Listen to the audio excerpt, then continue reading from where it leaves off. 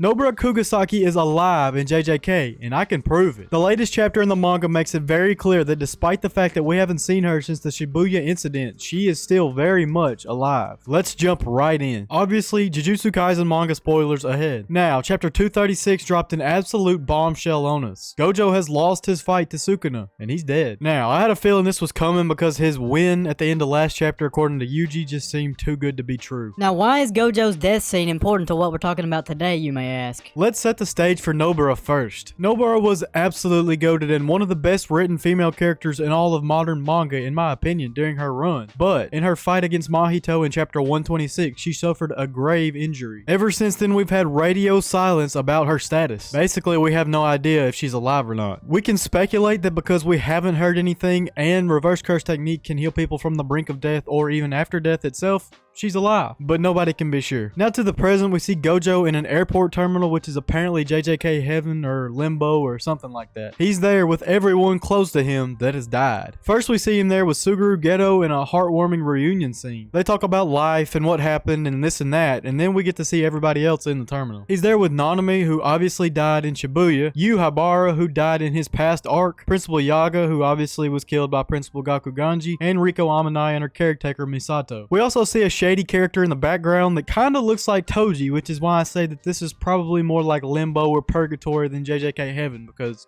Toji wasn't getting to heaven. The moral of the story is Nobara is not among the dead we see. And if she was dead, she would absolutely be there because she was so close to her sensei. I really don't see any way that this could not be true, but I have seen one theory that could disprove my theory. Everyone in the airport terminal, Gojo, Geto, Nanami, Yu, Yaga, Toji, Riko, Misato, all of them, were in Gojo's past arc. If this was simply said during Gojo's happiest time of his life, then it wouldn't make any sense for Nobara to be there though, right? This really could be true. This is the only flaw that I see to my theory. My counter argument to this is that all the characters that are close to Gojo that have died were part of this arc. If anyone else in the series that was close to Gojo had died and was or was not in this scene, I could say that my theory was true or not true. At this point, there's really no way of knowing if it's 100% true or not, but I truly do believe that Nobara is alive. I mean, if she were dead, we would have heard it from Yuji by now also, like, come on. But as always, let me know what you guys think down below in the comments. Now we know the outcome of Gojo and Sukuna's fight.